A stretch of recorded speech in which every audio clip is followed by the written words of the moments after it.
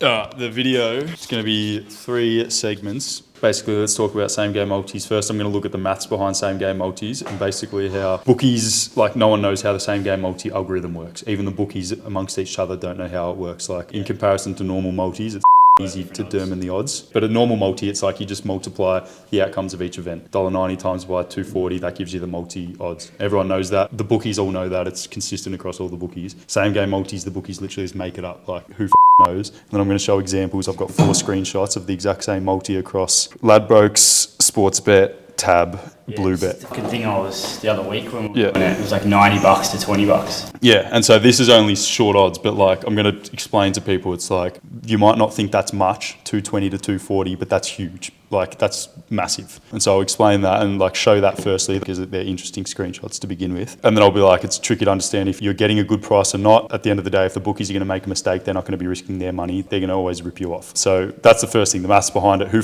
knows how it works, and you don't know if what you're getting is a good price and a fair price or not. Second thing, and this is probably the biggest problem with same game multis, that people think that a $1.20 leg is a lock and therefore you may as well throw a few extra in to get some extra value in your multi. Why does this happen? People have firstly the illusion of expertise. They think that just because they know something about a particular event, therefore it's better value because they're like, oh well, I know about sport, I know that someone's in form or something, and I know that they've had 20 disposals in the last 5 games, so therefore they feel more confident about it. But like at the end of the day, the bookies already know this. And then the second reason why people think this happens is they simply don't understand what betting markets actually mean. They don't actually understand what a $1.20 means and what the chances of that leg losing are. Just because it's a $1.20, it doesn't mean it has no chance of losing. And then I'm going to show that script that I've just got Johnny to make, basically a mock same game multi script, which is fucking elite. So then I'm going to be like, so let's imagine you have a 5-leg same game multi and the average odds of each leg is $1.20. The odds of the multi is going to be $2.40, I think. And I'm going to be like, let's just actually see what it looks like if you were to run this multi. Now, obviously this is just a mock-up, but let's see what happens to your running total and let's see how many times the multi actually wins, even though we've got 5 legs that are considered locks. And then I'm just going to run this.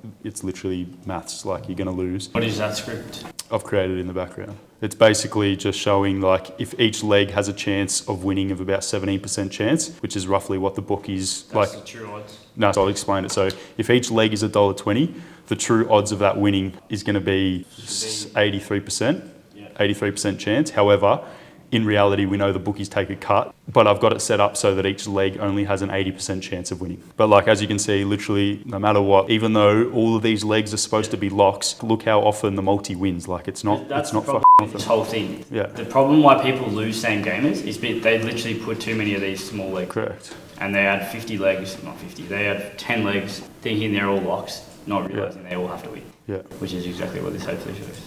And then the third point I'm going to touch on is people think just because something should happen, following on from this, it's like just because something should happen doesn't mean it will. And I think people are confused by the fact that just because getting 15 disposals is easy to do, it doesn't mean it will happen. And people forget to think that a $1.20 same game multi-leg is literally the same chance of happening as a $1.20 horse winning. Yet everyone is scared of touching a $1.20 horse because it's not worth it. There's no value there.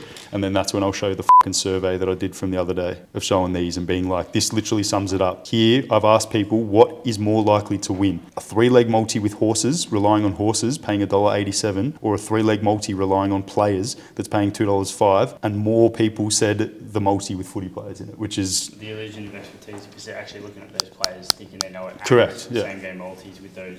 It's same game multis. It's the fact that just because that should happen, that should happen. That should happen. And I'm going to explain and be like, there's no bias in players or horses here. There's no form being done or anything. I'm looking purely at the numbers, and that has a much higher chance of happening than that has. But just because it's a same game multi, just because everyone's got this illusion of control and illusion of expertise, they just automatically radiate to this one, which is why they all lose in the long term.